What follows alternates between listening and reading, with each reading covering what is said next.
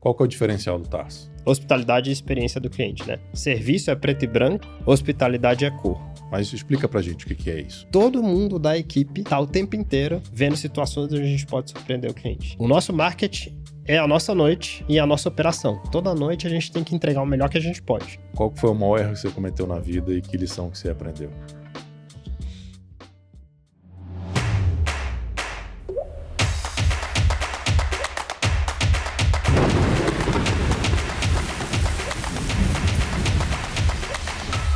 Olá, meus queridos e minhas queridas, eu sou Saulo Miquiles e esse é o Rainmakers, o podcast onde você aprende através de histórias inspiradoras de quem já fez chover.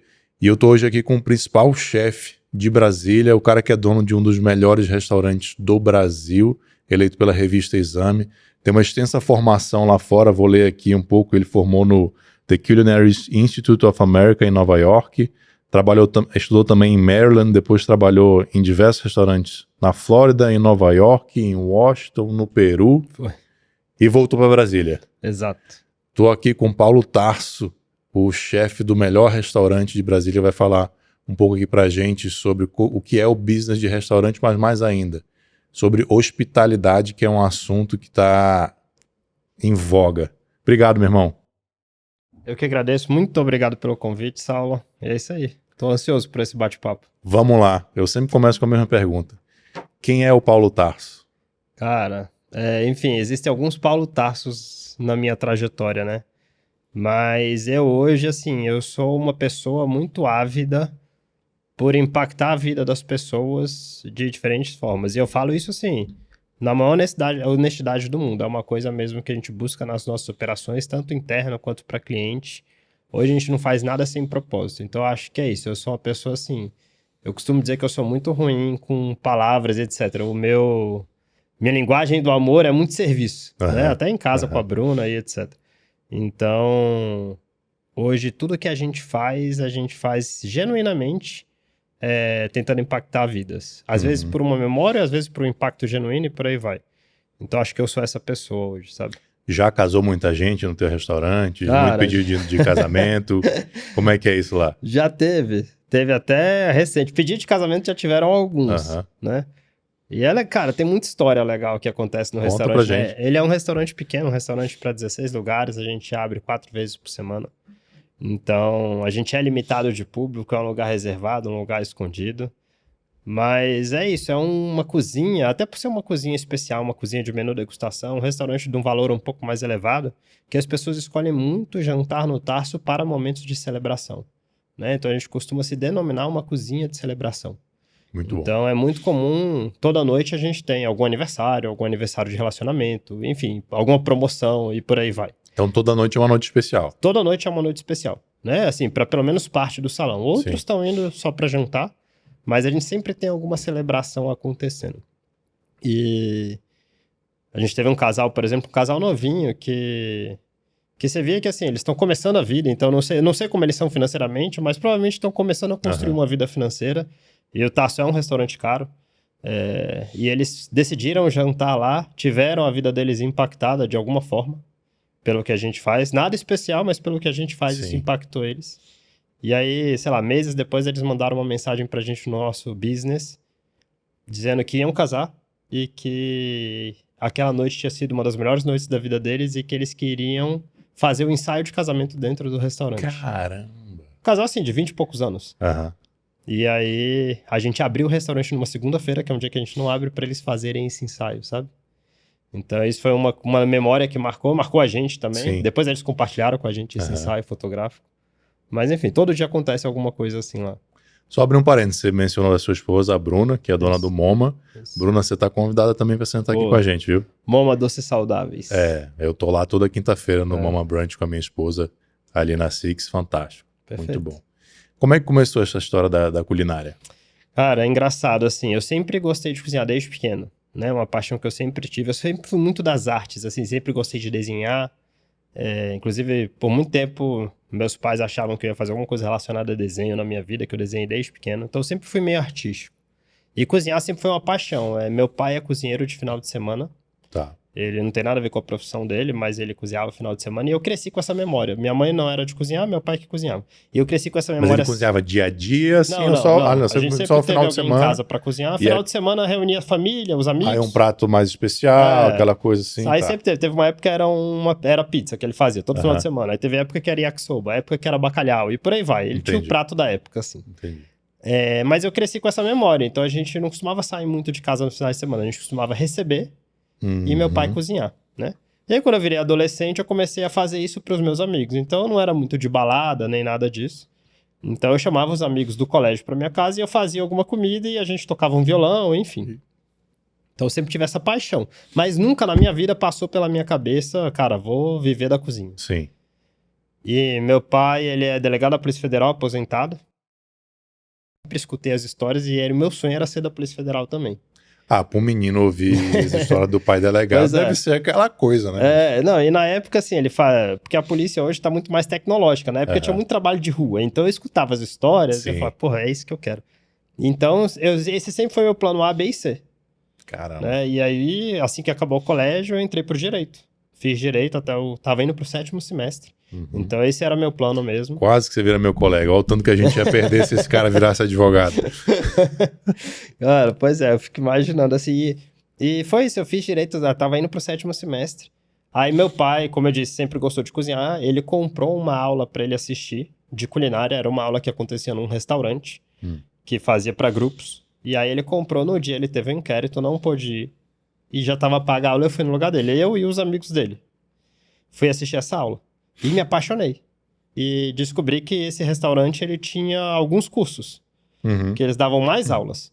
Aí cheguei em casa, falei pra minha mãe, ó, tem um curso assim, de 3 meses, uma vez por semana, queria fazer, tá bom, pode fazer. Cara, e aí deu um mês fazendo, eu falei, putz, é isso aqui. Isso era adolescente. Assim, eu tava no 7º semestre do direito, uns então 20 anos e de poucos idade. anos, 20, 21. Aí eu falei assim, putz, é isso aqui, eu quero isso pra minha vida. No 7º semestre. 7º semestre de direito. E aí eu falei, cara, é isso que eu quero fazer. Decisão difícil, né? Porque já tá quase formando. Não, assim, na verdade, eu vejo tanto... Hoje, né? Eu vejo na época o tanto que eu fui maluco, assim, porque foi uma emoção que bateu em mim e eu não pensei. Eu acho que se eu tivesse pensado, racionalizado, talvez eu não tivesse tomado a decisão. Sim. Mas eu lembro que eu cheguei em casa, chamei minha mãe no quarto e falei assim, ó, vou largar o direito, vou fazer gastronomia. Putz, e ela? Não, então, graças a Deus, assim, meus pais sempre apoiaram eu e meu irmão em tudo. Legal. Então nunca teve difícil. drama lá em casa. Nunca difícil. teve. Meu pai, assim, ele apoiou, mas ele achava que eu tinha que terminar o direito também. Eu acho que o raciocínio mais normal seria, ok, termina, isso. pega o diploma, faz a prova do OAB, Exato. guarda a carteirinha, aí beleza. Mas aí eu bati o pé, enfim, foi isso, né? Graças a Deus. Que Hoje a gente sabe que deu certo, Sim. mas, assim, foi complicado. E aí foi assim que eu entrei pra gastronomia. Caramba, mas aí você entrou, né, você gostou ali da aula e tal. Mas daí pra falar assim, cara, realmente quero virar um profissional disso, virar chefe ou abrir um restaurante, já foi ali naquela primeira aula também? Não, isso é engraçado porque, assim, eu hoje como profissional e já por estar tanto tempo na área, então eu já tô quase 20 anos na área, eu vejo muito isso nos alunos. Até na época que eu estudava gastronomia, né? Muita gente gosta de cozinhar e fala, vou fazer gastronomia. Ou vou abrir um restaurante. E não entende sabe, tudo que existe por trás disso. Então eu entrei na gastronomia porque eu estava apaixonado por cozinhar. Sim. E assim, dei certo, mas podia ter dado muito errado. E inclusive, eu faço essa analogia com muita frequência. Pô, eu advogo para empresário há 15 anos. E volta e meia eu falo assim, bicho, saber cozinhar ou ser chefe é diferente de ter um restaurante. Uma coisa é um negócio, é uma empresa. Outra coisa é arte. Exato. E normalmente quem tem uma habilidade não tem outra, né? Não, eu falo que hoje em dia para você abrir um restaurante, você precisa ser muito mais ser empresário do que chefe. Porque o chefe você contrata, tem vários no mercado. Exatamente. Agora você vai contratar um cara para tocar o restaurante, é muito mais difícil. Então assim, quando eu entrei pela paixão de cozinhar. Então eu acredito hoje que eu entrei pela motivação errada. Ok. Porque essa não devia ser minha motivação. Minha motivação devia ser assim, cara, eu quero empreender nessa área, ou eu quero fazer minha vida nessa área, mas eu tava cego, eu tava com uma paixão e essa paixão me guiou. Mas se teu filho fizesse a mesma coisa, tu impediria ou... Pô, é difícil dizer, né? Pois é, por isso que eu tô perguntando, porque tu tá falando assim, acho que eu entrei pela motivação errada, e eu entendo o que tu tá querendo dizer. Não, mas deu certo. Eu acho que como pai, assim, Vendo como meus pais fizeram, eu acho que eu deixaria, sabe? Eu acho que pro bem ou pro mal, a gente tem que deixar o Sim. filho construir o próprio caminho. A gente guia, E já tava com mas... 20 e poucos anos, a né? gente guia, mas assim, a gente tem que nessas horas Legal. acolher, sabe? Não é uma decisão nossa. Mas assim, nem filho eu tenho ainda, a gente tá no processo de tentar ter. Então, Vai dar certo. quando chegar a hora, eu vejo. Mas assim, eu vejo muito isso na gastronomia, das pessoas que entram porque gostam de cozinhar. E foi engraçado porque quando eu entrei, foi um choque assim, eu sempre tive o sonho de ser próspero. Isso eu falava desde pequeno. Meu pai e minha mãe Olha me perguntavam, o que você quer fazer da vida? Eu falava, cara, não sei, mas eu quero ganhar muito dinheiro. Esse era o que me motivava. Uhum.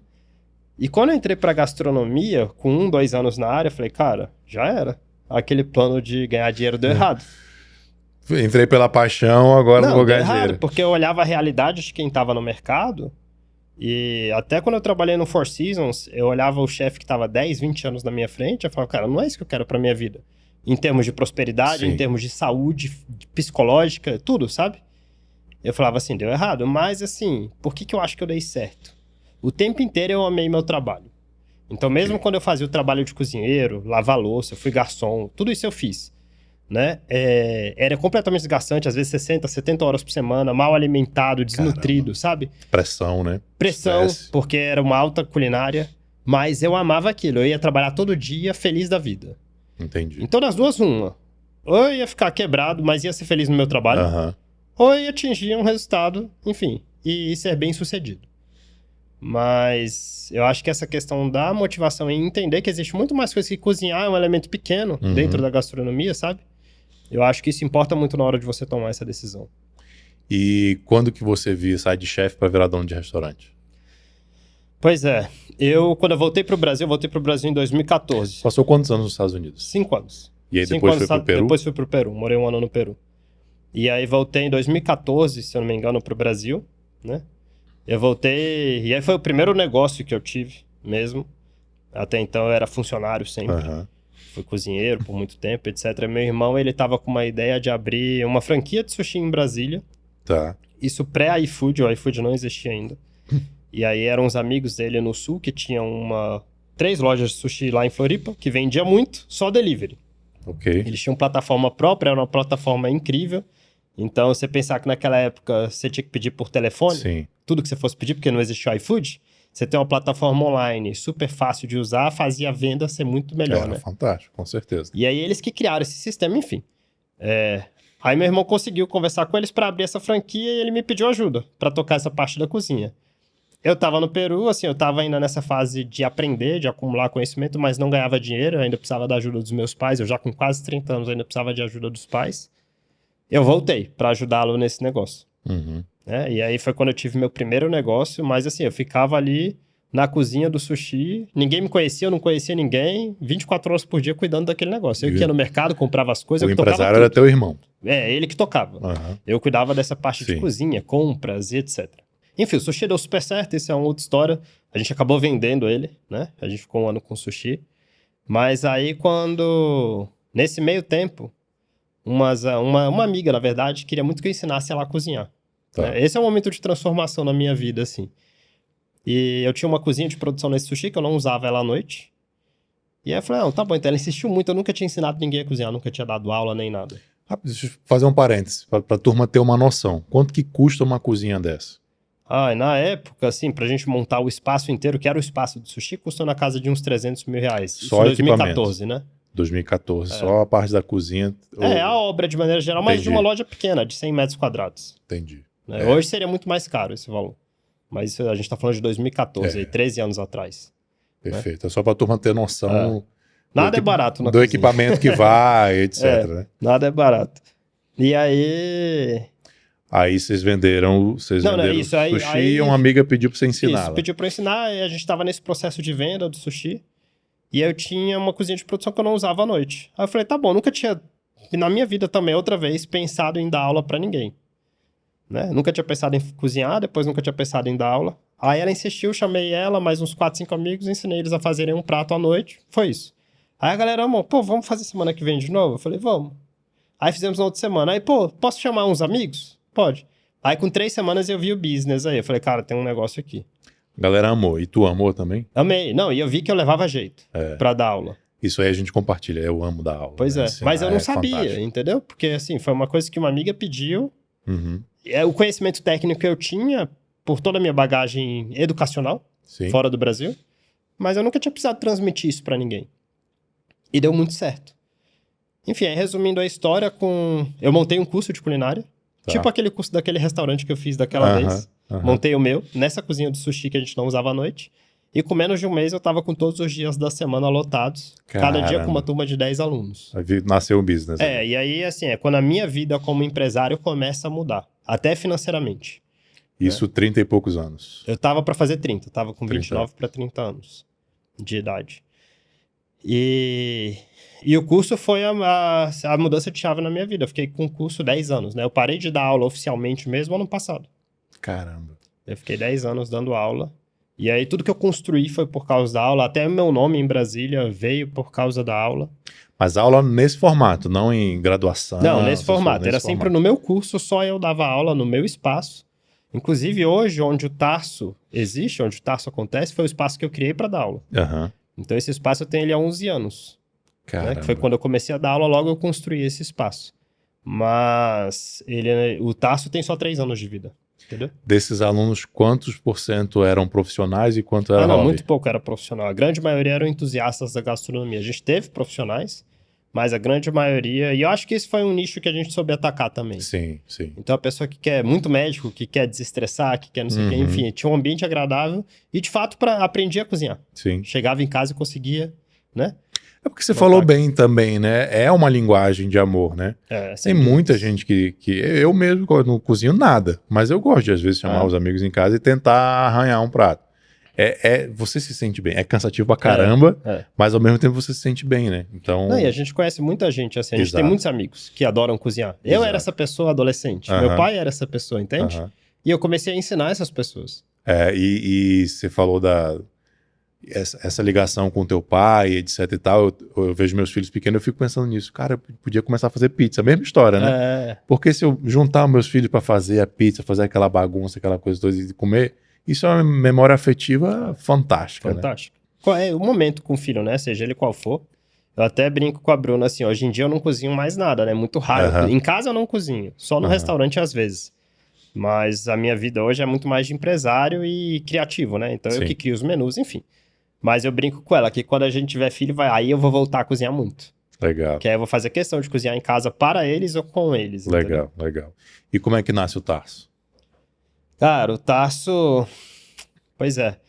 Eu sempre tive a vontade de ter um restaurante de alta gastronomia, né? Uhum. Nesse percurso do curso, a gente teve alguns restaurantes. Então, eu tive o Mosaico, que foi um restaurante de 2 edições do Casacô, 2 fora. A gente era um restaurante itinerante. A gente teve o Rúbrio, que a gente deu a infelicidade de abrir ele 3 meses antes da pandemia, Nossa. né? Então, acabou não dando certo. Então, eu já arriscava ter restaurante como dono, né? Mas restaurantes maiores. E aí, depois eu foquei no curso, era o que eu fazia bem, assim, era o que eu sabia administrar, o que dava certo. Mas eu sempre fiquei com esse sonho, assim, de fazer um restaurante de alta gastronomia, de menu degustação. Mas em Brasília, isso sempre foi muito difícil. Os poucos que tentaram não deram certo, né? Brasília ainda é uma cidade que tem que a clientela tem os seus restaurantes favoritos Sim. e vai sempre neles e por aí vai. Né? As pessoas aqui, elas ousam um pouco, elas não são tão arrojadas igual quem vai em São Paulo e tenta, hoje eu vou provar isso, hoje eu vou provar aquilo, e tá tudo bem, né? É o Uhum. estilo da cidade. Então era arriscado. E aí o Tarso, como eu disse, eu tinha o espaço já, que era o espaço onde eu dava as aulas, né? Então eu falei, é a mesma coisa do sushi, que eu já tinha o espaço e resolvi Aham. começar a dar aula. Esse eu tinha o espaço que eu dava aula e resolvi abrir um restaurante. Eu gosto muito, até um conselho que eu dou para empresários, assim, de sempre quando você tem dúvida num negócio, você começar ele com o mínimo de risco possível. Uhum. Começa pequeno e escala, Uhum. né? Eu vejo muita gente, às vezes, cara, vou montar um restaurante, eu vou montar não sei o quê, e você gasta aí milhões Você tá... e abre, pum, na primeira semana você vê que deu errado. Sim. Então o Tarso, eu falo assim, o Tarso a gente gastou para abrir o Tarso R$10 mil. Porque eu já tinha o espaço, Sim. né? E aí, o que eu fiz? A aula era a minha principal fonte de renda. Ok. Então eu só tirei 1 ou 2 dias da aula e comecei a abrir o Tarso 3, 4 vezes no mês. E os clientes do restaurante vinham de onde? Então, aí eu divulguei, né? A gente já tinha uma base de mais de 2 mil alunos ao longo da história, todos Já tinha empresários, renome médicos, e enfim. tudo. O Tarso começou também, a gente estava testando, a ideia começou num preço muito mais acessível do que é hoje. Uhum. Mas a gente abriu ele muito simples, assim. Foram 10 mil reais para comprar toalha de mesa, umas lumináriazinhas, umas coisinhas assim para dar cara de restaurante pro espaço, que era um curso. Uhum. E abrimos, e foi isso. Eu divulguei, a gente abria 3, 4 vezes por mês, porque eu não podia tirar muito das aulas. Sim. E aí, nesse ritmo, com 8 meses operando mais ou menos assim, de 3 a 4 vezes só no mês, a gente ficou entre os 100 melhores restaurantes do Brasil pela Exame. Caramba. Aí eu falei assim, cara, o povo tá levando a gente a sério, isso aqui é... Porque meio que até, no fundo, assim, era um restaurante, mas eu sentia que a gente tava brincando ali, era como se fosse um evento. Na tua cabeça ainda não tinha aquela seriedade. Exato. Aí quando bateu o prêmio, eu falei, meu Deus, isso aqui realmente... Aí foi quando a gente instituiu dias fixos pro Tarso abrir. Então, a partir de agora, o Tarso abre toda sexta e sábado. Uhum. E aí eu tive uma viagem pra China, que eu fui com a Bruna, e aí foi a primeira vez que o Tarso funcionou sem a minha presença. A gente treinou a equipe, É aquela coisa assim, você tem que arrancar o band-aid. Isso. E China tá na China, um meu irmão. Se der alguma coisa errada, vai fazer o quê? Você precisa dar o passo, entendeu? Assim, dói, mas você precisa dar o passo e funcionou. Eu assisti a palestra dele, gente, por isso que eu convidei aqui, e uma das coisas que me pegou, assim, que eu sei que é um desejo de 99% dos empresários, que você fala assim, cara, hoje a minha agenda é minha, ela é livre. Exato. Mas assim, você entende que eu construí isso? Sim, claro. Eu falo porque muitas vezes a pessoa ela quer ter liberdade de agenda, mas ela tá esperando isso cair no colo. Uhum. Então, todos os negócios que eu tive, eu sempre tive na linha de frente implementando o negócio. Então, a gente tem uma rede de estrogonofe, delivery. Sim. Cara, no início do estrogonofe, na pandemia, eu comprava carne, eu picava carne, eu que embalava tudo, eu que... Entende? O sushi é a mesma coisa. E aí você vai construindo. O Tarso, ele só funcionava se eu estivesse lá. Eu tava cozinhando e fechando a cozinha todo dia com os meninos, lavando louça, fazendo tudo. Né? E aos poucos, eu vou deixando a operação de um jeito que eu acredito que ela funciona sem a minha presença física ali. Mas você faz isso de maneira intencional. Intencional, 100%. 100%. Então, assim, hoje, se eu estiver viajando ou tiver qualquer outra coisa, não muda nada na vida do Tarso. O Tarso funciona. Agora, sempre que eu posso, eu tô lá. Uhum. Né? Então, assim, eu sempre tô presente. A minha questão é se eu vou estar presente fisicamente. Mas o meu dia hoje é cuidar do Tarso. No começo, os clientes tinham uma expectativa que você estivesse lá fisicamente? Então, eu acredito que sim. Assim, poucos verbalizam isso. Uhum. Né? Mas, principalmente no início, como eu tava sempre, existia isso da pessoa às vezes perguntar se eu ia estar ou não e por aí vai.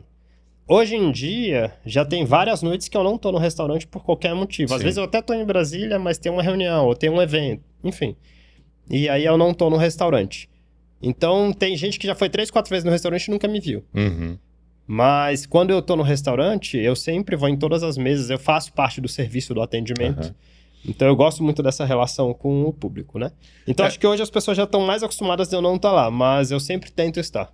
Eu tô te perguntando isso porque essa é uma dor de todo prestador de serviço, principalmente de alto nível. Eu vivi isso na advocacia, né?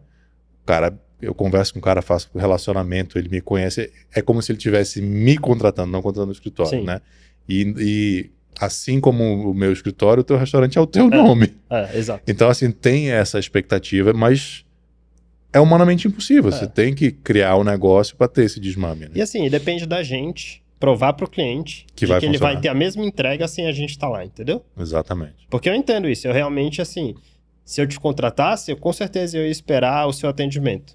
Mas se você provar pra mim que eu vou estar muito bem com fulano e que você tá ali, precisa dar o suporte, entendeu? Exato. Então, assim, tem muita gente que me conhece pessoalmente e vai no Tarso e eu não tô. Mas eu tenho cuidado, eu mando fazer tipo assim, leva uma taça de champanhe na mesa, ou leva não sei o que. Então a pessoa vê que mesmo eu estando ausente, eu tô presente. E ela se sente acolhida. Entendeu? Então, e é uma questão também de, você falou, de provar e de tempo, né? Porque com o tempo as pessoas vão se acostumando, vão ver que a qualidade de serviço está lá em cima. E é só ver assim, falando de restaurante especificamente, a gente viaja o mundo, a gente vai em vários restaurantes. É raro você ver o chefe no restaurante. Sim. Porque, cara, às vezes o cara tem um monte de coisas pra fazer. É até engraçado, assim, eu ainda sou um chefe que tô muito presente no Tarso. E sempre que eu tô, como eu disse, eu vou às mesas. E teve uma pessoa que deixou uma avaliação, não sei se foi no Google Reviews ou TripAdvisor. A pessoa super feliz porque eu tinha ido à mesa. Como se, assim, Na cabeça dela é impossível isso. Você tá no restaurante e o chefe vai à mesa. Aham. E a pessoa agradecendo o meu tempo de ir à mesa, Legal. sendo que é uma coisa que eu faço toda noite quando eu tô lá, entende? Sim, sim. Então o público já percebe e já entende que às vezes o chefe não vai estar lá. Entendi. Qual que é o diferencial do Tarso? Na tua visão? Cara, assim, sem dúvidas nenhuma, hospitalidade e experiência do cliente, né? Assim, nossa comida é maravilhosa, a gente cuida disso, a gente nunca se acomoda, né, na parte da comida. Eu falo, desde o início, quando a gente abriu Simplesinho, a comida sempre foi o nosso número 1. Mas chega uma hora que você tá tão bem ordenado com a equipe, com tudo, com os insumos, fornecedores, que você sabe que a sua comida ela vai sempre entregar o que você busca. Então é aí que a gente começa a explorar outras atmosferas do restaurante. Então a gente muda o menu a cada 3 meses, então a gente tem um público recorrente muito grande, porque a cada 3 meses mudou 100% dos pratos. Aí é você que muda? Eu que mudo, não. Tá. Toda a parte criativa do Tarso eu que faço. Ok. Então assim, semana que vem agora eu vou entrar na semana de produção e criação do novo menu que daqui a um mês muda. Então eu crio todo o menu, eu vou para a cozinha com a minha equipe, a gente treina todos os pratos e a partir daí a equipe começa a produzir sozinha e eu Legal. fico só supervisionando, né? Mas todo o menu do Tarso sou eu que crio. Então assim, essa parte da comida é legal, mas o que faz diferença é como a gente acolhe o cliente, é como a gente aplica mesmo, do início ao fim da jornada nele, às vezes até antes, às vezes até depois, a hospitalidade, sabe? Então, enfim, aí a gente tem dezenas de casos. Não, vamos lá, conta pra mim o que é hospitalidade, porque é a primeira vez que eu ouço o termo hospitalidade no contexto de restaurante foi da tua boca, Sim. né? E aí na tua palestra, a gente conversando, eu entendi o que você quer dizer e faz todo sentido. Mas explica pra gente o que é isso, Vamos lá, nesse contexto. Primeiro tem uma definição que é engraçada, que o Will Guidara, que hoje é o nome referência em hospitalidade no mundo, é um americano. Ele diz que serviço é preto e branco, hospitalidade é cor, né? Então é bem tênue a linha assim. Então o que seria o serviço? O serviço é, no caso do restaurante, é a gente levar o prato na mesa na hora certa, é a comida tá quente, é os talheres estarem bem postos, é você pegar o pedido na hora, enfim. É tudo que é protocolar, que já se espera que seja feito, né? E isso vale para qualquer business. Tudo que se espera daquele serviço feito com qualidade, isso é serviço, né? O que é a hospitalidade? A hospitalidade é quando a gente traz vida para isso, né? Então é quando a gente percebe coisas que talvez outros não perceberiam. Então você tem vários casos, tipo assim, talvez você vê que uma mesa tá num papo legal, não sei o quê, e aí você escolhe aquele momento de ir ou não à mesa, entendeu? Às vezes você vê que o cliente, enfim, tá comemorando alguma coisa, a gente faz alguma coisa especial por ele, né? Eu posso dar exemplos depois, mas a gente tem vários exemplos onde a gente... Conta pra gente. Então assim, eu vou dar exemplos dos mais bestas Pode aos mais contar. complexos, né? Teve um casal que foi jantar no Tarso e eles estavam jantando, assistindo uma final de tênis, acho que era o US Open, não sei, uma final de tênis no celular. E jantando. Só que Os assim, dois. Os dois. Botaram o celular aqui Aham. e jantando, né? Só que o Tarso, ele é uma experiência. A gente vai à mesa, a gente explica cada um dos pratos, E claramente a gente não ia conseguir fazê-los viver essa experiência Sim. daquela forma. E aí o que eu vou fazer? Eu vou falar pro cliente, olha, desliga o celular e presta atenção no que... Entende? Não dá, né? E aí o que eu pensei? Eu fui na cozinha, a gente tem um iPad grande, que é um iPad nosso de produção, um iPad bom mesmo, e aí botei o jogo no iPad, levei pra eles na mesa, botei e falei, pra vocês poderem assistir o jogo mais à vontade. Né? Caramba, que massa. Entende que é uma besteira, mas o que isso mostra? Que a gente tá sempre atento. É uma besteira em termos de equipamento, de custo, de e às serviço, vezes, mas assim, em termos de atenção... É isso, é a atenção, porque muita gente não pensaria. Sim. Eu pensei, como que eu converto isso? Porque eles vão sair daqui, eles não vão ficar felizes, porque vai chegar a conta, é caro, e o Vai foco sentir deles que não foi valeu. o jogo o tempo inteiro. Vai sentir que não valeu porque não viu a experiência. Como o foco era o jogo, eu podia servir uma pizza pra eles, tanto fazia o que eles estavam comendo. Se o jogador que eles estavam torcendo perdesse, então tu tava lascado. Então, tanto que depois eles comentaram em alguma rede social como que isso marcou eles. Entendi. Entendeu? Outro exemplo, assim, um cliente foi no Tarso um tempo desses, esqueceu o case de vinho deles, né? Isso acontece, vira e volta, o cliente esquece. Esse cliente, ele me conhecia, mandou uma mensagem, pô, Paulo, preciso buscar, falou, não, me manda o seu endereço, a gente vai mandar entregar para você o case. Isso a gente sempre faz quando o cliente esquece, que já é, por si só, uma hospitalidade. Sim. De mandar entregar na casa do cliente o case. Porque o normal é, não, achei, tá aqui, tá guardado aqui, procura o fulano. Não, a gente manda entregar. Aí eu botei uma garrafa. Esse cliente ele levou um vinho de dezenas de milhares de reais, um vinho de 20, 30 mil reais que ele levou para tomar, né? Botei um vinho, não foi um vinho caro, um vinho, sei lá, de 100, 200 reais. Botei um vinho dentro do case. A gente escreveu um cartão, que esse case nunca fique vazio, e mandou devolver esse vinho para ele.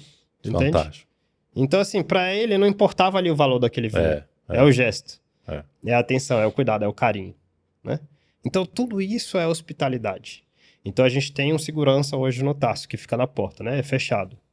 Esse segurança, ele acompanha todos os clientes até seus carros ou até o Uber.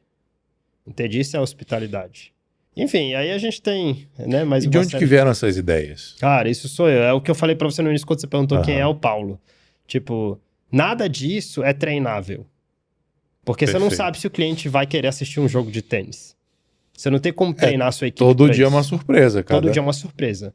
O que é treinável? A nossa atenção e a disposição em fazer aquilo ser impactante para o cliente. Então, a gente está sempre buscando essas oportunidades. Mas esse nível de serviço você viu nos restaurantes em que você trabalhou lá no... Não, que eu trabalhei não. Eu já vi em restaurante que eu fui. Que você vai como consumidor. Como consumidor, eu já vi em um ou outro. Mas assim, não na complexidade do que a gente faz no Tasso. Porque isso realmente virou filosofia e cultura nossa.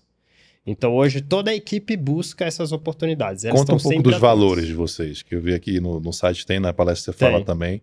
Saulo, assim, Deixa eu achar aqui os valores. Eu lembro que um é excelência... Deixa eu achar aqui pra... É porque é muito institucional isso, né? Tá, mas fala da tua cabeça aí, então. Não, mas é porque, assim, pra gente, assim, é muito o valor do ser humano. De exclusividade, excelência, criatividade, acolhimento, qualidade e frescor. Mas na tua palestra tu fala em outras coisas.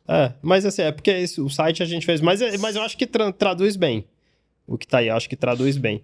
Mas hoje, assim, o que é cultura nossa, principalmente depois que eu comecei a palestrar, foi muito essa coisa da hospitalidade mesmo. Então, assim, é o que a gente mais bate na tecla. E aí é engraçado porque, assim, virou cultura dos funcionários. Então, um dia desse eu fui jantar no Tasso, que às vezes eu vou com amigos. Hoje, inclusive, eu vou jantar no Tasso com alguns amigos. Legal. E aí tava eu e a Bruna. E a gente, no final, foi surpreendido pela minha equipe com uma surpresa que a gente faz para todos que jantam no Tasso. Fantástico. E aí eu lembro que a Bruna, que já jantou no Tasso várias vezes, ela ficou surpresa com aquilo, ela ficou emocionada. E é uma coisa que eu já sabia que acontecia, porque a gente faz pra todo mundo que janta. Entendi. Mas eu não tava esperando que fosse feito com a gente. Então, assim, isso virou realmente cultura da empresa. Todo mundo da equipe tá o tempo inteiro vendo situações onde a gente pode surpreender o cliente. E como é que você treina essa equipe pra chegar nesse nível? Não, isso aí é assim... Eu falo que é muito por exemplo. Ok. Tá? Porque, mais uma vez, não tem como você treinar para situações específicas. Então, dia a dia. Cada dia a gente é melhor nisso. Então, lá atrás a gente era muito pior. Mas eles veem o tanto que eu busco isso o tempo inteiro. Eu falo, gente, vamos lá. O que a gente tem de reserva hoje? Tá comemorando alguma coisa? Tá não sei o quê? Vocês já tentaram achar o Instagram dessa pessoa? Já tentaram isso? Pá. Então, assim, eles veem que eu tô o tempo inteiro buscando e cobrando essas coisas. Então chega a reserva, eles vão atrás de saber quem é a pessoa, o Instagram. Conseguir tudo que a gente puder de informações, porque às vezes tem alguma informação ali que vai permitir a gente surpreender aquela pessoa e fazer algo diferente. Entendeu? Então a gente tá sempre buscando. É isso, a busca ela é incessante. E aí, como eu disse, virou cultura, todo mundo da equipe, cara, do segurança ao garçom, tá o tempo inteiro procurando essas situações pra gente fazer alguma coisa diferente, sabe?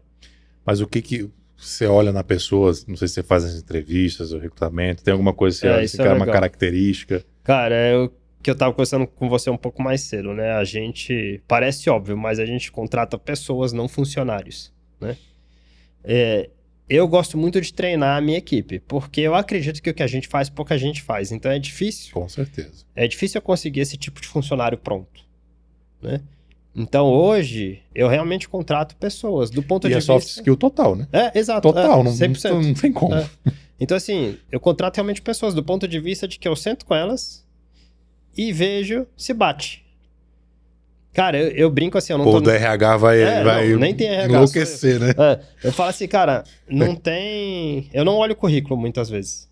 Não olho mesmo. Caramba. O currículo, se vier, às vezes tem um restaurante de algum amigo. Aí eu entro em contato com o amigo pra ver. Sim. Mas no máximo isso. Mas o currículo em si não me diz nada, né? Eu chamo a pessoa, converso com ela e vejo o que eu acho. Porque todo o resto eu treino. Não tem problema, né? Você vê, hoje é o nosso sous-chefe, ou seja, é a pessoa abaixo de mim na cozinha, né? Ele completou agora, há poucos meses, 18 anos de idade. Mentira. Né? O cara que toca a cozinha lá hoje no dia a dia. A gente tá hoje entre os melhores restaurantes do Brasil. E o meu sous-chefe, ele começou comigo com 16 anos de idade, entrou estagiário. Né? A mãe dele lava a nossa louça. Mentira. Entendeu? Mas assim, é uma pessoa que o Tasso foi o primeiro restaurante que ele trabalhou. E o que tu viu nele? Não, vontade, que pra mim é o que importa. Vontade, tipo assim, trabalhar bem, ser responsável. Então tudo isso ele tinha lá do início. Mesmo por formação 16, dos pais, anos, entendeu? É isso, por formação dos pais. Então ele tinha esse nível de responsabilidade. Então eu peguei e aí todo o resto eu treino. Eu treino em fazê-lo ficar melhor na cozinha, eu treino em ele ter mais cobranças, em ele ser mais responsável. Tudo isso eu treino. Entendeu? Hoje a minha maître, que é a Nayara, que o povo vai lá e adora o jeito que ela atende, a gente recebe muitos elogios dela. Também entrou nossa estagiária. Entendeu? A gente tá pagando um curso para ela agora, bem caro, de sommelier. Tá treinando ela para isso. Uhum. Então se o ser humano é quem a gente espera que seja, a gente treina ele para isso. Então, todo mundo que tá no Tarso começou com pouquíssima bagagem, né? É engraçado que assim, eu tenho hoje 4 cozinheiros na cozinha. Só um deles tem mais de 30 anos. Todos os outros têm um de 18, um de 19 a 20 e o outro de 21, 22. Que loucura, cara. Que fantástico isso. É isso. E a galera do salão também é jovem, assim? Não, o salão a gente tem um garçom só, que é o Arthur. Que aí ele tem, sei lá, seus 30 e poucos anos. A Nayara, que ajuda no atendimento, né? Que é a maître. E, assim, os pratos, a mesa, por exemplo, se eu tô lá, eu levo vários. Então, existe um esforço coletivo no salão, né? Então, o salão, ele, às vezes, o próprio Rafa, que é esse menino de 18 anos, ele leva algum prato, ele explica. Então, o Arthur, ele cuida mais da parte serviço e menos da parte hospitalidade. Que é levar comida, tirar comida, toda essa parte. Do ponto de vista de negócio, hoje a gente vê muito... Primeiro assim, o Brasil, no mercado da culinária, como é que ele se posiciona? Tanto em termos de negócio, quanto em termos de qualidade da culinária, dos chefes. Cara, se a gente falar de Brasil, eu acho que a gente se posiciona muito bem. Né? Assim, infelizmente existe ainda um eixo, né? Que é Rio e São Paulo. Sim. Apesar do Brasil ser um país continental, ainda está focado nessas duas cidades. São Paulo agora está com 2 restaurantes 3 estrelas Michelin, né? Os únicos 2 da América Latina que tem 3 estrelas. Então, assim, a gente está muito bem representado de gastronomia de norte a sul. Né? Tem vários cases aí de restaurantes incríveis, desde restaurantes de comida muito simples, né? Como o Mocotó do Rodrigo, enfim, que fazem aquela comida genuinamente boa, bom custo-benefício, a Casa do Porco, que é um exemplo, até restaurantes como o Tuju, que é um 3 estrelas Michelin. Então, a gente está muito bem representado. Né? Enfim, um país enorme. Em termos de negócios, cara, aí é difícil, assim, é a realidade, eu acho que de qualquer empreendedor de qualquer área, né? Você tem um percentual pequeno que vai dar certo ao longo de muitos anos. Sim. Né? Mas eu, como leigo no assunto, que eu vejo de mercado é assim, cada vez mais redes, cada vez salões maiores, cada vez mais aquela cozinha que parece uma linha de produção. E o teu restaurante é completamente diferente. Me conta um pouco do racional do negócio ali. Cara, porque você tem que entender o que te move, assim. Obviamente, se abrir um restaurante de 600 lugares, ticket baixo e etc., você vai ganhar, né? Enfim, eu tenho um restaurante que eu conheço. Vai ganhar se encher aquele salão. Né? Assim, eu não vou citar nomes porque eu não posso, mas assim, eu conheço gente de uma rede de restaurantes do Brasil que tem centenas não sei se centenas, mas muitos restaurantes no Brasil inteiro. Um restaurante que fatura, não sei lá, muitos milhões, só que a margem deles é 3%. Sim. Então, assim, você vê o nível de estresse que isso gera... É uma margem de um atacado, cara. Assim, você vê o nível de estresse que gera para o empresário, você ter, sei lá, 6, 7 mil funcionários, uma operação assim, entendeu? Não é algo que eu nunca quis para mim. E eu imagino que os insumos eles façam assim, né? O preço dos insumos. Faz. E um negócio você tem uma margem desse tamanho. Você consegue repassar o valor. Exato. Então, por exemplo, o salmão que a gente consome no Brasil vem do Chile, né? Tem uns anos, teve um problema lá no Chile, uma doença, não sei o que foi, que a gente ficou algumas semanas com escassez de salmão. O salmão, de um dia pro outro, dobrou de preço pra gente. Então, imagina, você tá pagando, sei lá, 40, 50 reais no quilo, passou a valer 100, 110, 120.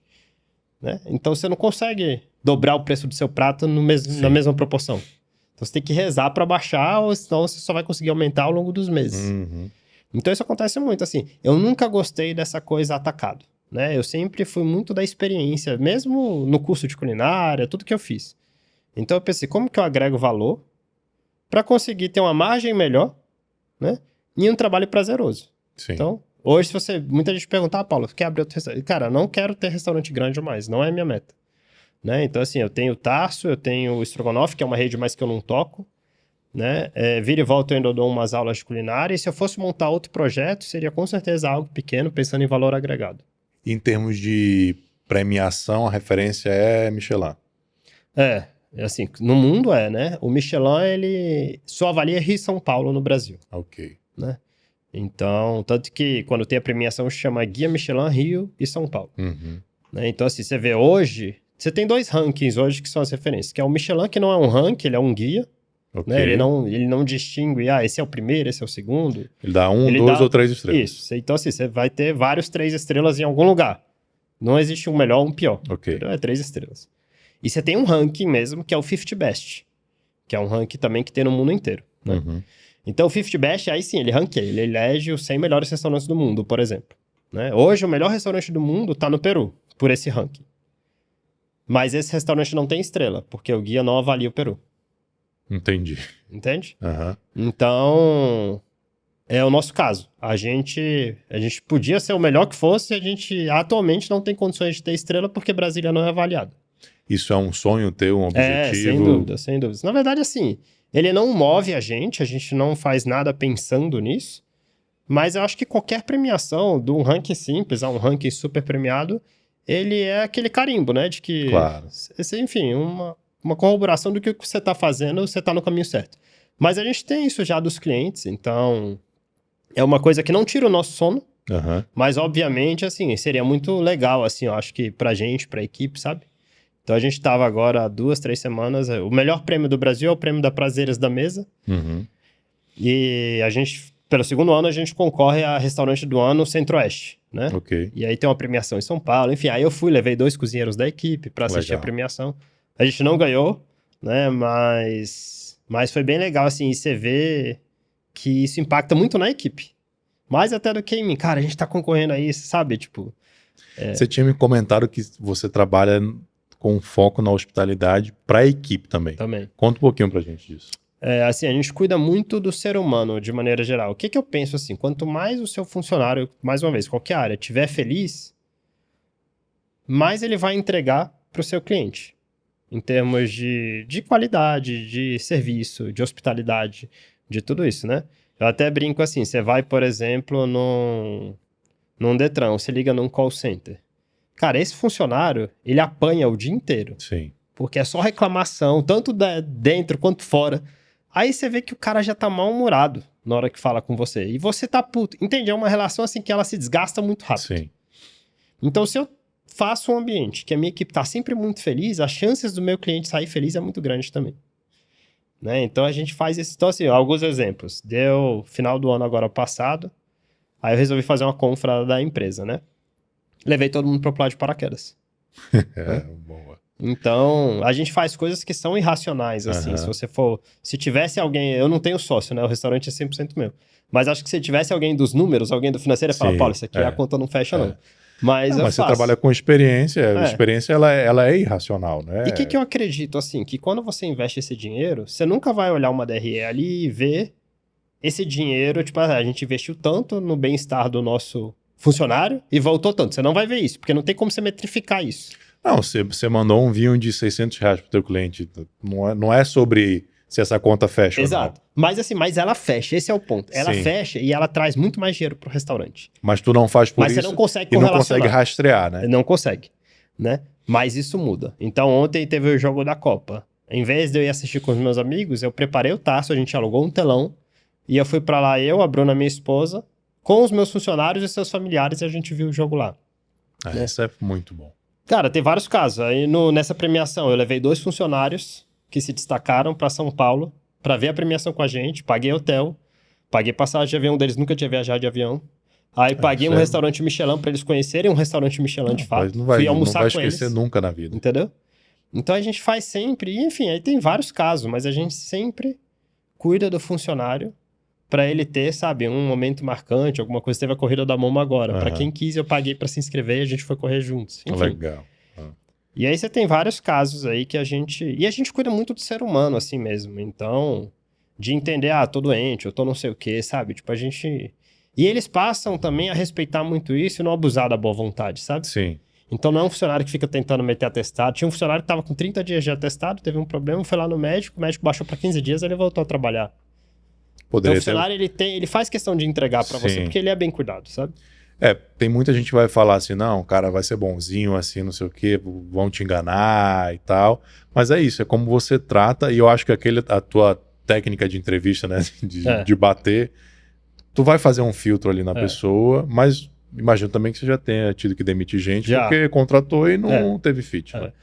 É uma coisa também que você vai ver muito lá fora em livros, né, sobre empreendedorismo, que ele fala assim, contrate devagar e demita rápido. E é isso. E você segue isso? Sigo. Assim, graças a Deus, foram poucas vezes que eu precisei demitir, principalmente no Tarso.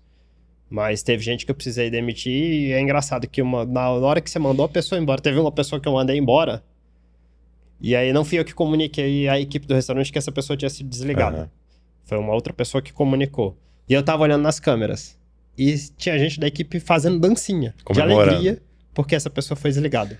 Cara, já vi algumas pessoas aqui conversando comigo no podcast e alguns clientes contarem a mesma história. Tem uma pessoa na equipe, que às vezes ela é até boa de performance, de venda e tal, mas ela contamina. E aí prejudica o desempenho de todo mundo. Quando você demite aquela pessoa, todo mundo melhora. E é engraçado que às vezes a pessoa é boa. Né? E você pensa assim, cara, mas o que eu vou fazer? Se eu mandar essa pessoa embora, tipo, o que eu vou fazer? Eu vou ficar sem, entende? Aquela pessoa que faz aquela função que você fala, não vai dar jeito. Mas sempre dá. Sempre dá, Sempre dá. Você só precisa ter coragem. Entendeu? Só precisa ter coragem. A equipe... Hoje, graças a Deus, a gente tá numa equipe, assim, maravilhosa, assim, em termos de sintonia mesmo entre eles. Uma equipe sem atritos, que isso é importante, porque, cara, é um Big Brother, né?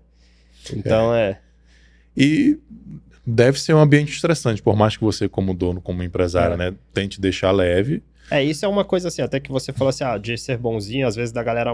É uma coisa assim, porque eu sou muito bonzinho no nível de cuidado que eu tenho com eles, mas eu sou muito firme, né?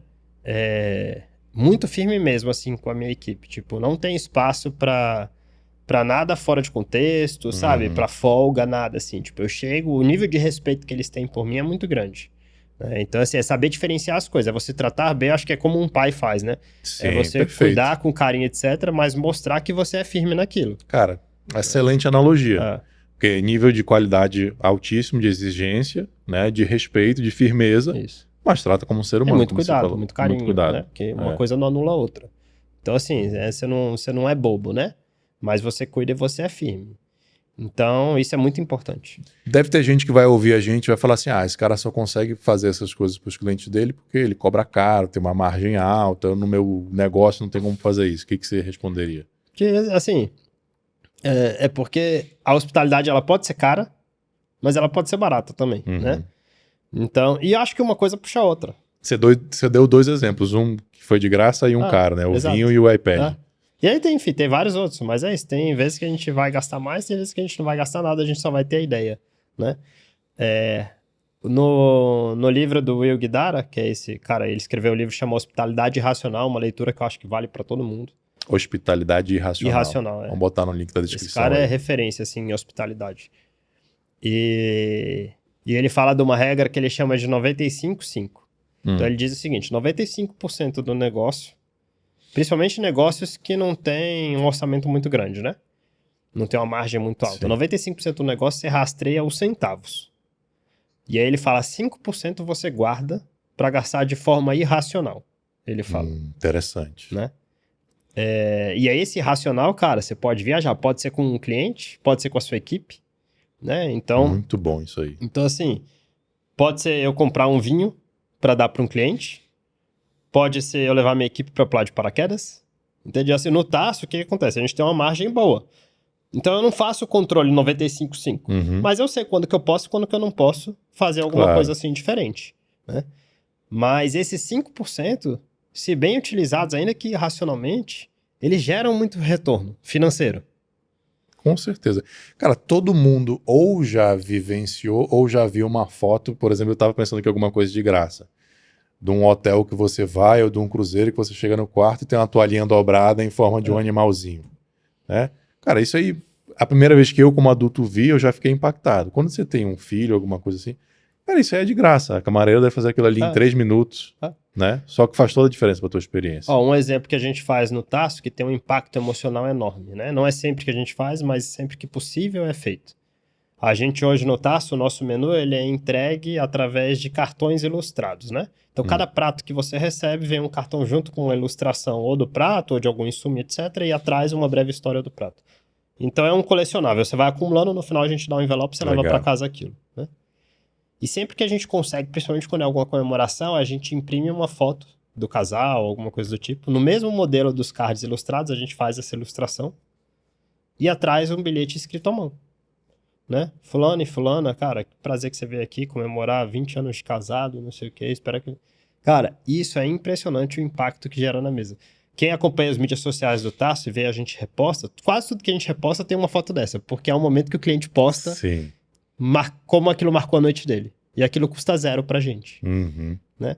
E eu falo pra minha equipe assim, cara, a gente não pode deixar de fazer isso. O nome da pessoa é muito poderoso pra ela. Sim. Então você receber pelo nome, então o nosso segurança que fica na porta, ele já tem a lista das reservas e provavelmente, se possível, ele já tem as fotos de quem vai chegar. Então você chega com a sua esposa pra jantar, se a gente tiver conseguido todas as informações, você não vai precisar falar, eu sou o Saulo, eu tenho uma reserva, ele já vai te receber pelo seu nome. O segurança. O segurança, entendeu? Só isso aí já impacta o restante da noite. Exato.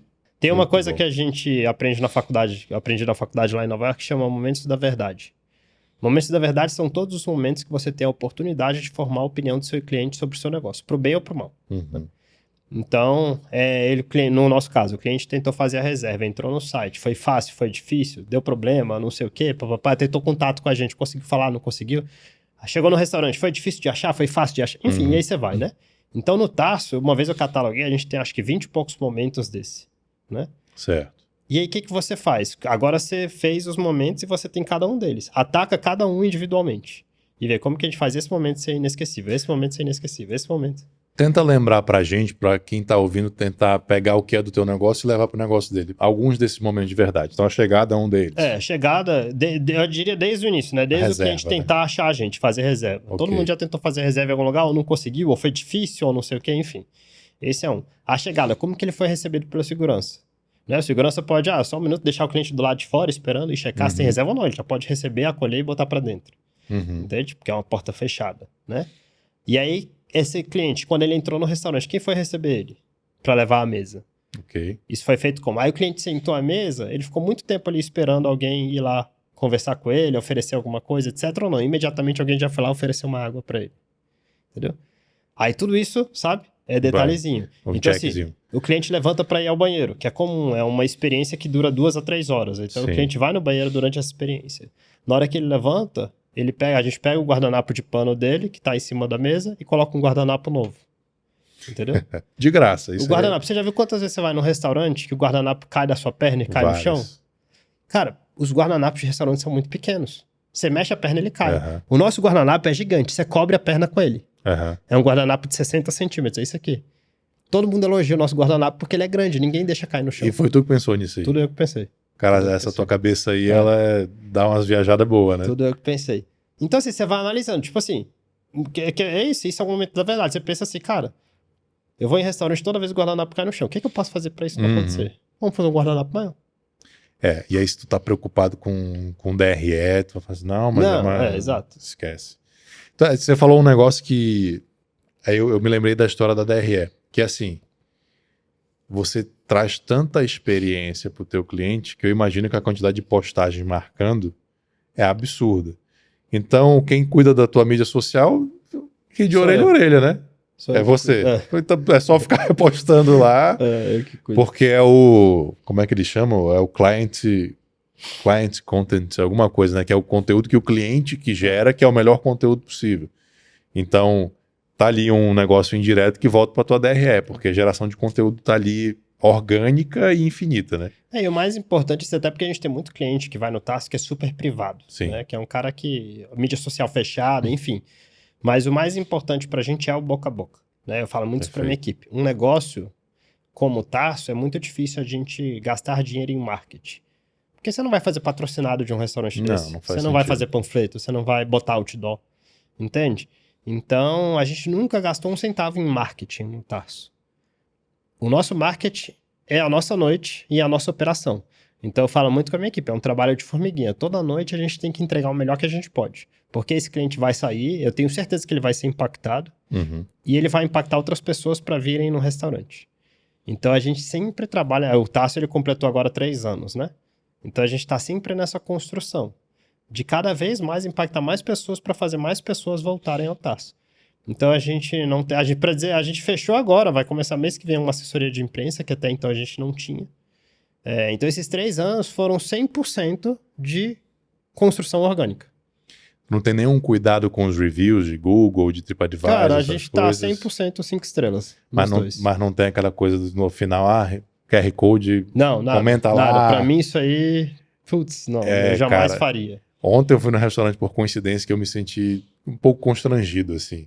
Que acabou e tal, o cara veio com QR Code, fala assim, posso te pedir um favor? Faz a revisão da gente no Google e menciona o meu nome, diz que eu te atendi bem, se eu te atendi bem, se não, tudo bem. Mas acho um pouco demais. Tanto que assim, se você for olhar nossas avaliações, apesar de serem 100% 5 estrelas, eu acho que tem uma só que não é 5 estrelas, mas se você for olhar essas avaliações, você vê que a gente tem muito pouco comparado a grandes restaurantes. Em quantidade. Entendi. Né? Porque a gente nunca fomentou isso. Eu acho que não tem nada a ver. O cara vai lá avaliar porque ele quer. Assim, e eu desafio qualquer um que estiver assistindo aqui, de qualquer cidade do Brasil, etc., ou de fora, a abrir o TripAdvisor, ver quem é o restaurante. Eu não sei quem é hoje o restaurante número 1 em Brasília no TripAdvisor. Mas veja da sua cidade qual é e pense se ele é realmente o melhor restaurante da cidade. Nunca é. Não é. Entende? Tem um case, né? Um documentário que um cara fez, né? Que ele não sei se você já viu isso, acho que foi na Inglaterra. Ele inventou um restaurante e hackeou o TripAdvisor no quintal da casa dele e tal. Eu vi esse documentário na Netflix, não sei onde. É isso, o cara fez um... E não é hackeou que ele entrou no sistema TripAdvisor. Ele hackeou as pessoas, né? Isso, ele foi gerando uma expectativa nas pessoas, as pessoas foram reservando e avaliando só para dizer que elas tinham ido, mas elas não tinham ido. Não existia o restaurante. Não existia o restaurante. Aí depois ele fez o restaurante. Ele fez uma noite no quintal da casa, servindo comida de fast food porcionadas assim, e todo mundo amando. Nossa, que postando e tal, Então, é isso, é o que você tá falando. Cara, eu queria te fazer uma pergunta que me veio aqui, que eu vou fazer a mesma para a Bruna, quando ela vier. Qual que é a diferença do teu negócio pro Moma? Aí eu vou explicar, né? O Moma é o negócio da esposa do Tarso. É melhor você explicar do que eu. A Moma, ela é uma empresa... Enfim, a Bruna é nutricionista por formação, ela atendia consultório. E ela sempre teve a premissa da saúde na vida dela. Ela é uma pessoa muito saudável. E aí a Moma nasceu com essa ideia. Chama Moma Doces Saudáveis, né? Então, a Moma começou vendendo só doces saudáveis. E saudáveis gostosos, né? Porque eu sempre fui aquele cara contra comida saudável, porque eu sempre achei ruim. Sim, eu também. Mas ela falou assim, não, então, tanto que muitas coisas que elas testam, eu provo. Pra ver, não, isso aqui tá top e etc. Então a Moma nasceu isso, né? Mas a Moma, enfim, virou uma gigante hoje aqui em Cresceu muito. E aí eu vou fazer essa mesma pergunta pra Bruna, qual que é a diferença do teu negócio pra Moma, em termos de negócio? Cara, acho que isso é bem diferente, mas ao mesmo tempo tem grandes similaridades, né? A Moma é uma empresa muito maior do que o Tarso em termos de tamanho mesmo, né? Já tá com 4 unidades? 5 unidades, uma fábrica, tá beirando 100 funcionários, né? Então, assim, a Moma, ela é mesmo gigante em tudo, em termos de faturamento, de gastos, de dor de cabeça, de tudo. É uma empresa muito grande, né? Então, acho que o que diferencia ela, principalmente do Tarso, é esse tamanho. Mas o que assemelha ela no Tarso, e aí, enfim, a Bruna, desde que ela abriu a Moma, a gente já estava junto. Então, é uma coisa que a gente se apoia muito como empreendedores, cada um no seu negócio, né? É essa coisa dela olhar para as pessoas, como a gente faz. Isso é uma similaridade nossa. Isso eu percebi. E aí, tanto, mais uma vez, interno quanto externo, né? Então, a Moma hoje, ela tá criando uma comunidade, né? Então, essa semana passada a gente teve o Moma Run, que foi uma corrida da Moma, com 500 pessoas inscritas, enfim, uma tremenda entrega. E é isso, é uma empresa de doces fazendo uma corrida, né? Então a Moma, ela virou algo que é um case que eu gosto muito de citar sempre, né? Você tem várias marcas que são assim no mundo, onde a marca, ela fica mais forte do que o produto que ela vende. Sim. Por quê? Porque você cria fãs da marca. Então, um exemplo, Harley Davidson, né? A Harley, ela é muito famosa, mas assim, ela virou uma identidade. Tem gente que não tem Harley e vai usar a camiseta da Harley. Uhum. Né? E aí você tem vários, a Ferrari, Rolex, Sim. e por aí vai, que são marcas que hoje a marca é muito mais forte que o produto.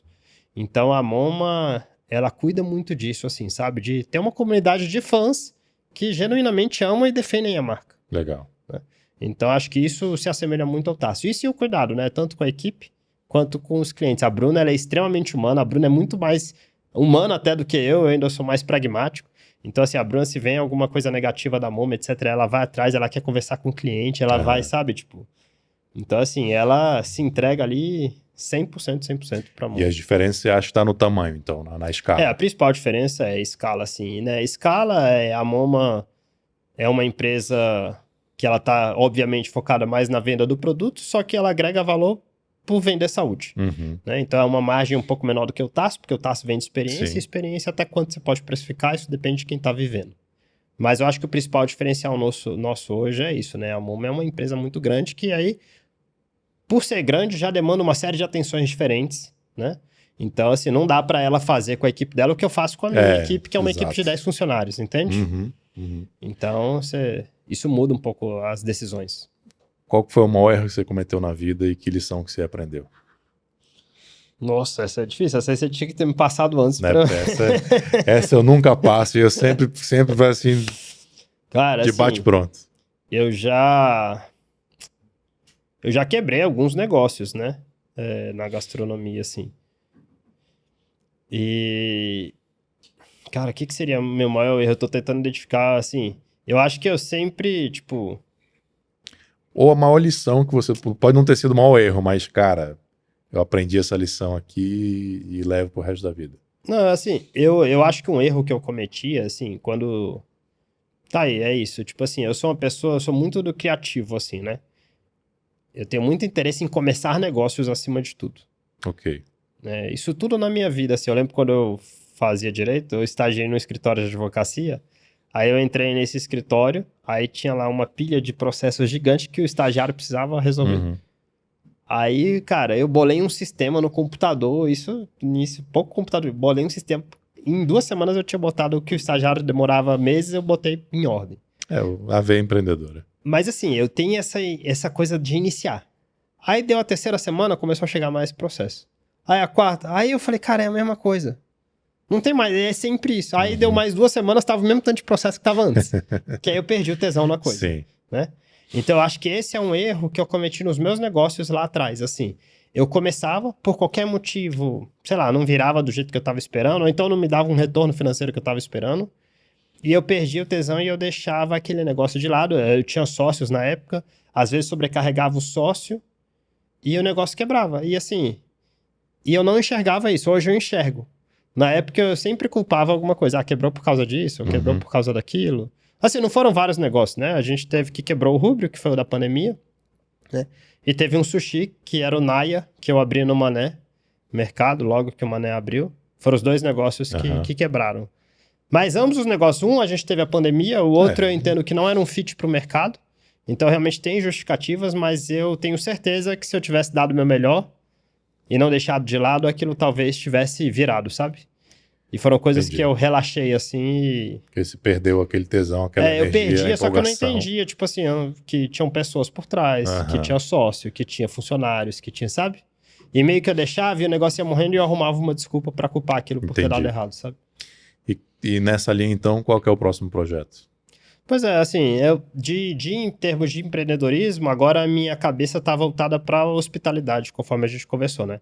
Então, uma coisa que eu posso adiantar, eu tô estruturando, mas eu vou abrir uma consultoria em hospitalidade para todo tipo de business. Não é focado em restaurante. Muito bom. Então, é uma coisa que eu quero tocar pessoalmente, então não é algo que eu pretendo escalar, eu imagino que eu vá fazer.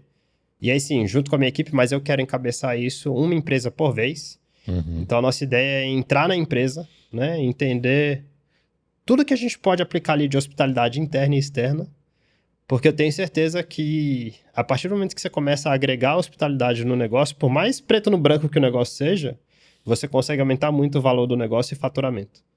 Então, isso é uma coisa que eu pretendo tirar do papel esse ano ainda. E eu não tenho intenção agora de abrir mais restaurantes ou coisas do tipo, né? A minha intenção agora, ela tá voltada em fazer mais pessoas e empresas de qualquer ramo fazer o que a gente faz no Tarso. Quem quiser jantar no Tarso, como é que faz? Onde é que Cara, acha? reservas pelo site, restaurantetarso.com. É isso, não tem muito mistério. Abre lá, tem todas as informações, você consegue... Momentos da verdade, você consegue fazer a Pronto. reserva com fácil, facilidade. Tá? tá. Não tem problema. Se precisar, tem o nosso WhatsApp lá, é só entrar em contato. Restaurantetarso.com, e a gente estava conversando aqui antes de começar a gravar de fazer uma experiência maluca, eu também gosto de fazer coisas malucas, de gravar um episódio lá. Vamos montar. Vamos ver se a turma da 8 Bits aqui do estúdio tem coragem. Eu acho que eles não tem coragem, não. Já pode falar. O Musta já aceitou. Tá fechado, então. Vai ser um prazer enorme. Meu irmão, pra gente finalizar, você já mencionou um livro. Tem algum outro livro que você queira recomendar, que você recomende, seja o livro da tua vida, que mudou a tua cabeça, teus negócios? Cara, eu leio muito, né? Sempre li, desde pequeno. Mas, assim, eu tenho 2 livros atuais que me mudaram, como pessoa, como empresário e por aí vai. Que é esse Hospitalidade Racional. Então, é uma coisa que eu já vivi, já fazia, mas o livro trouxe... Isso é fantástico, né? Quando você tem um feeling de alguma coisa que você faz, e de repente você vê que é alguém que documentou aquilo, escreveu, isso. aí você fala assim, é isso. Então esse livro, cara, Hospitalidade Racional, vale pra todo mundo. E o 10X, né? 10X é mais fácil que o 2X. O 10X é... São os 2 livros que eu li que mudaram a mesa. Assim, a gente vê vários livros, né? Que te dão um insight, que te dão não sei o quê. Mas esses 2 mudaram a minha vida. Muito bom. Eu vou deixar aqui para você o link na descrição para você comprar esses 2 livros. Se você acha que a gente deve gravar um episódio lá no Tarso, comenta aí, fala pra gente, que aí a gente vai lá. Quero te agradecer demais pelo papo, pelos ensinamentos, por ter aceito o convite. Já repasso o convite lá pra Bruna. Perfeito. A gente vai gravar com ela também. E suas palavras finais. Gente, é isso. Eu olho pra algum lugar? Pode olhar para aquela câmera ali. É isso. Muito obrigado a quem assistiu, de verdade. Conheçam o Tarso, vejam um pouco do que a gente falou aqui. Né? Vocês vão ver que não é da boca para fora, que a gente realmente vive e transpira isso todos os dias. E foi um prazer enorme participar disso. Eu até comentei com o Saulo no meu primeiro podcast. Mandou muito bem. E legal, assim, legal compartilhar essas histórias, assim, porque a gente realmente ama muito o que faz. E se isso aqui faz sentido para você, acrescenta a você, lembra de curtir, de compartilhar com quem é empreendedor, com quem gosta de culinária, seja profissional ou seja como linguagem de amor, como a gente colocou aqui. Se inscreve no Spotify, se inscreve no YouTube, espalha para um monte de gente e deixa seu comentário aqui, o que você mais gostou desse episódio, e se você quer que a gente vá gravar um lá no Tarso, que aí dependendo da quantidade de comentários a gente vai lá gravar. Fechou. Valeu, obrigado, meu irmão. Obrigadão. Um abraço.